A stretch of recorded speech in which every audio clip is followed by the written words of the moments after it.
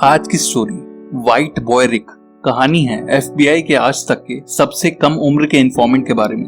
Richard वर्शी junior उर्फ रिक ने 14 साल की उम्र में एफबीआई का अंडरकवर बन के डिट्रॉइट के गैंग्स के अगेंस्ट काम किया था, बट इन दी एंड उसे डिट्रॉइट की हिस्ट्री में सबसे लंबी जेल की सजा सुनाई गई। तो चलिए आज देखते हैं एक टीनेज लड़के के गुड और बैड डिसीजंस की एक ट्रू स्टोरी। पर अगर आपने अब तक भी ये चैनल सब्सक्राइब नहीं किया है तो प्लीज अभी सब्सक्राइब कर लीजिए, इट्स रियली इंपॉर्टेंट। तो ये कहानी शुरू होती है मिशिगन स्टेट के डिट्रॉइट शहर में। साल है 1984 और रिक अपने फादर रिचर्ड के साथ एक वेपन्स फेयर में आया हुआ है। यहाँ ये दोनों एक गन रनर से इजिप्शियन मेड सस्ती AK-47 राइफल्स खरीदते हैं, जिसे घर आके रिचर्ड साइलेंसर से अपग्रेड करता है। रिचर्ड एक सिंगल फादर है जो सस्ती और इलीगल गन बेच के अपना घर चलाता है और अपने दोनों बच्चों डॉन और रिक का टेक केयर करता है। डॉन एक ड्रग एडिक्ट लड़के को डेट कर रही होती है और उसे खुद भी ड्रग्स की आदत पड़ रही होती है, पर रिचर्ड के उसे रोकने पर वो उससे लड़ती है और फाइनली कुछ दिनों के बाद घर छोड़ के चली जाती है। रिक अपने फादर की वो कस्टमाइज्ड AK राइफल्स बेचने उस एरिया के गैंग लीडर जॉनी के पास जाता है और जॉनी वो गन्स खरीद लेता है। रिक जॉनी के छोटे भाई बू का अच्छा फ्रेंड बन जाता है और कुछ ही दिनों में गैंग के साथ काफी क्लोज हो जाता है। उसे जल्दी पता चलता है कि जॉनी डिट्रॉइट शहर के मेयर की बेटी कैथी को डेट कर रहा है और वो उनकी शादी में भी जाता है। रिक को उस गैंग के इनर सर्कल में आते हुए 2 FBI एजेंट्स भी नोटिस कर रहे होते हैं और वो जल्द ही रिक को अप्रोच करके उनका इन्फॉर्मर बनने को बोलते हैं और उसके मना करने पर वो उसके फादर रिचर्ड को अनलाइसेंस गन्स बेचने के लिए जेल भेजने की धमकी देते हैं। रिक मान जाता है और वो उससे पहले ड्रग्स खरीदने और फिर बड़े अमाउंट्स में ड्रग्स बेचने को लिए कहते हैं।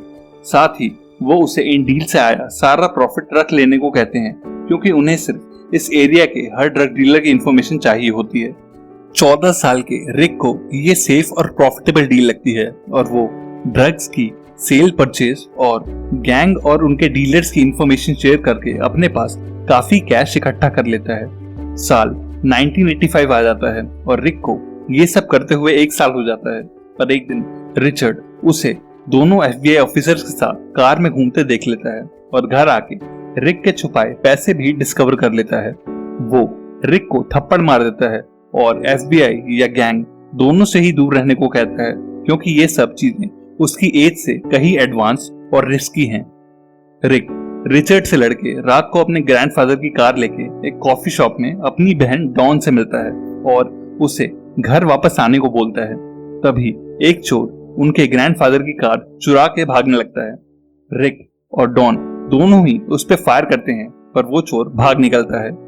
फायरिंग की आवाज सुनकर पास ही मौजूद पुलिस वाले उन्हें अरेस्ट कर लेते हैं। रिक के FBI हैंडलर्स उसे जेल नहीं जाने देते और उस पे और उसकी बहन पे लगे सारे चार्जेस ड्रॉप हो जाते हैं। ये न्यूज जब जॉनी को मिलती है तब वो रिक को पुलिस के हाथों इतनी जल्दी छोड़ दिए जाने पे सस्पिशियस होता है, पर जॉनी को लगता है कि शायद वो पुलिस वाले रेसिस्ट होंगे, इसीलिए रिक के ब्लैक ना होने की वजह से वो छूटा है। सभी ब्लैक गैंग मेंबर्स के बीच में अकेला व्हाइट होने की वजह से रिक का नाम व्हाइट बॉय रिक पड़ जाता है। इसी बीच एक लियोन नाम का आदमी जिसने गैंग से कुछ पैसे उधार लिए होते हैं, वो अपना इस मंथ का इंटरेस्ट पे करने के बजाय गैंग को लास वेगस के एक ट्रिप स्पॉन्सर करता है और प्रॉमिस करता है कि उन्हें एक फेमस बॉक्सिंग मैच में फ्रंट रो की टिकट्स मिलेंगी और व्हाइट बॉय रिक के साथ सारा गैंग डिट्रॉइट से लास वेगस एक हॉलिडे पे जाता है।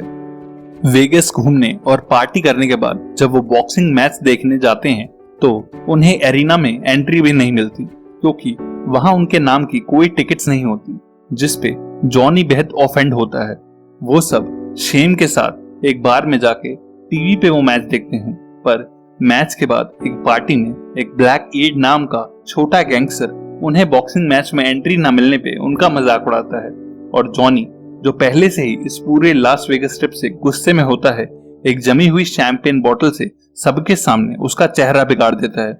इस इंसल्ट के बाद वो अपने गैंग को डिट्रॉइट पहुंचते ही लियोन को खत्म करने को बोलता है, पर अनफॉर्चुनेटली जब गैंग लियोन के घर को हिट करता है तब वो अपने घर पे होता ही नहीं है और उसके दो नेफ्यू जो टीवी देख रहे होते हैं उनमें से एक उन गोलियों का शिकार हो जाता है। एक 8 साल के बच्चे की गैंग शूटआउट में डेथ की न्यूज से सारा शहर हेडलाइंस में आ जाता है। रिक को पता चलता है कि उस शूटआउट में वही सेम AK-47 राइफल्स यूज हुई हैं जो उसने इन्हें बेची थी। इसलिए रिक गैंग से दूरी बनाने लगता है और जॉनी भी अपने सभी गैंग मेंबर्स को पुलिस और उनके इन्फॉर्मर से संभल के रहने को बोलता है, क्योंकि इस इंसिडेंट ने सारे डिट्रॉइट की पुलिस को इन्वेस्टिगेशन पे लगा दिया है। रिक अपने घर लौट जाता है और गैंग से मिलना कम कर देता है। साथ ही वो अपने FBI हैंडलर्स को भी इस सब के बारे में कुछ नहीं बताता। पर अब तक जॉनी को रिक पे डाउट हो गया होता है और एक दिन जब रिक का फादर घर पे नहीं होता तब एक नग नाम का गैंग मेंबर रिक से मिलने आता है और बिल्कुल फ्रेंडली होने के बाद उसे शूट करके वहां से भाग जाता है। रिक को FBI वाले हॉस्पिटल में एडमिट करा के प्रोटेक्ट करते हैं, जहां रिचर्ड और डॉन उसकी कंडीशन देख के रो पड़ते हैं। रिचर्ड FBI ऑफिसर्स को जान से मारने की धमकी देता है और कहता है कि आज के बाद वो दोनों रिक से हमेशा दूर रहें। वो एक गन लेके जॉनी और उसके गैंग मेंबर्स को मारने भी जाता है, पर अपने दोनों बच्चों को अकेले छोड़ के जेल जाने के डर से वो ट्रिगर नहीं दबाता। रिक के होश में आने पर FBI ऑफिसर उसे बताती है कि अब तुझे अंडरकवर जाने की या अपनी जान खतरे में डालने की जरूरत नहीं है, क्योंकि हमारे पास अब जॉनी, उसके भाई बू और सभी गैंग मेंबर्स के खिलाफ काफी एविडेंस है। और कुछ ही दिनों में जॉनी और उसके सारे गैंग को FBI की टीम अलग अलग लोकेशन से अरेस्ट करके जेल भेज देती है। रिक डिस्चार्ज होके अपने घर वापस आता है और ठीक होने लगता है। ये साल होता है 1986 और रिक के मेन डोर पे एक छोटा बच्चा नॉक करता है जो उसे बताता है कि वो उसकी एक पुरानी गर्लफ्रेंड ब्रेंडा का छोटा भाई है जो अभी रिसेंटली ही माँ बनी है और रिक उस बच्चे का फादर है। रिक शॉक होता है पर अपने और ब्रेंडा के रिलेशनशिप को डिनाई नहीं करता, क्योंकि लास्ट ईयर उसने और ब्रेंडा ने कई रातें साथ स्पेंड की होती हैं। रिक रिचर्ड के साथ ब्रेंडा और अपनी न्यू बॉर्न डॉटर से मिलता है और वो लोग उस बच्ची का नाम कीशा रखते हैं। अब रिक के ऊपर कीशा और ब्रेंडा की रिस्पॉन्सिबिलिटीज होती हैं और वो और उसका फादर भी फाइनेंशियली बेहद अनस्टेबल होते हैं। इसलिए रिक वापस ड्रग बिजनेस में जाने का सोचता है, जिसके लिए उसका फादर डिनाई करता है। पर रिक ने पिछले 2 सालों में सिर्फ यही सीखा होता है और क्योंकि जॉनी और उसका पूरा गैंग भी अब जेल में होते हैं, इसलिए रिक का किसी से कोई मेजर कंपटीशन भी नहीं होता और वो अपने कुछ पुराने कॉन्टैक्ट के साथ वापस ड्रग ट्रेड में आ जाता है। इसी बीच वो दोनों डॉन को भी एक स्लम जैसी जगह से रेस्क्यू करते हैं जो अब पूरी तरह से एक ड्रग एडिक्ट बन चुकी होती है। आयरॉनिकली जहां रिक अपना सारा ध्यान अपना ड्रग एम्पायर खड़ा करने में लगा रहा होता है, वहीं उसका फादर अपनी सारी एनर्जी अपनी बेटी को ड्रग यूज से निकालने में लगाता है।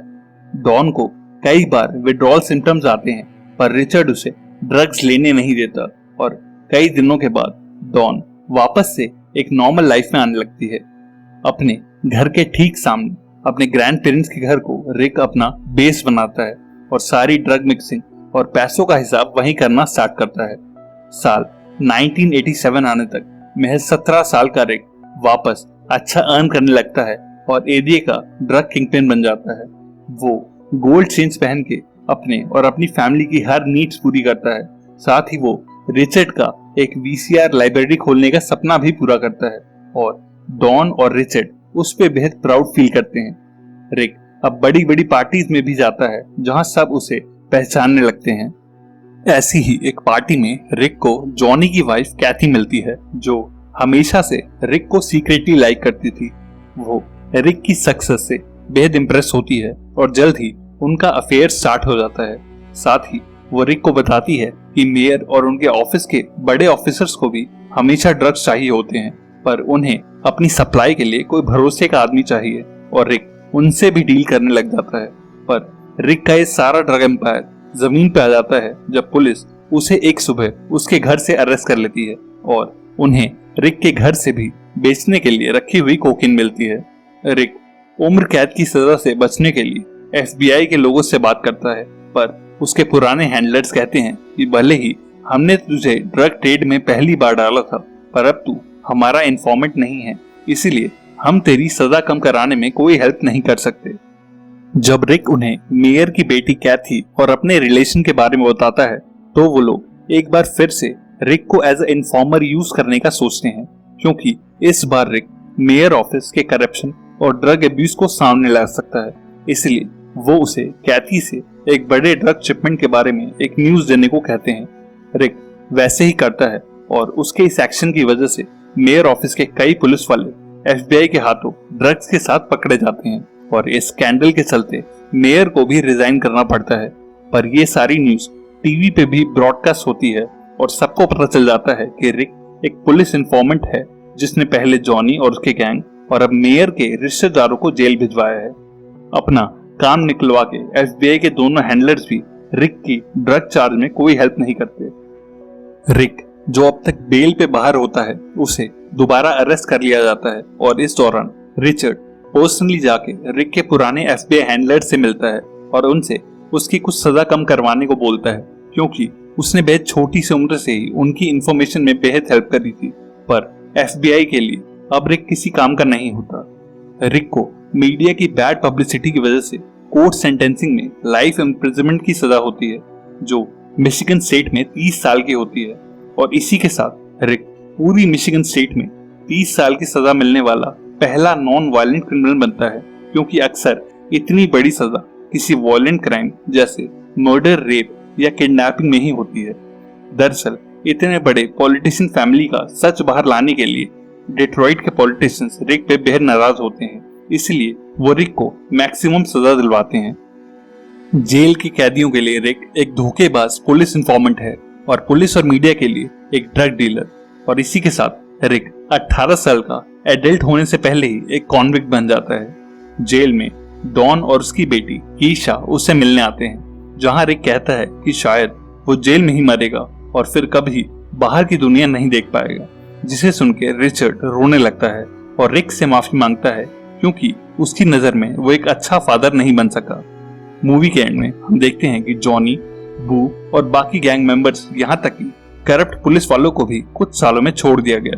पर रिक को मिशिगन की आज तक की हिस्ट्री में 30 साल की सबसे लंबी नॉन वायलेंट क्राइम में सजा हुई।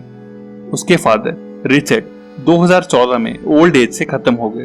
वो अपनी बेटी कीशा से आज भी टच में है, जो आज हैप्पीली मैरिड है और 2 बच्चों की मां है।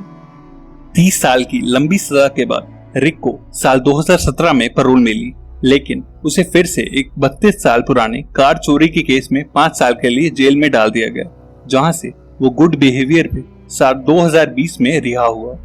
जुलाई महीने के साल 2021 में रिक ने FBI पे केस कर दिया और बताया कि अगर FBI और उनकी टास्क फोर्स ने उसे इतनी छोटी उम्र में उस लाइफ में ना धकेला होता तो आज उसका भी एक फ्यूचर हो सकता था।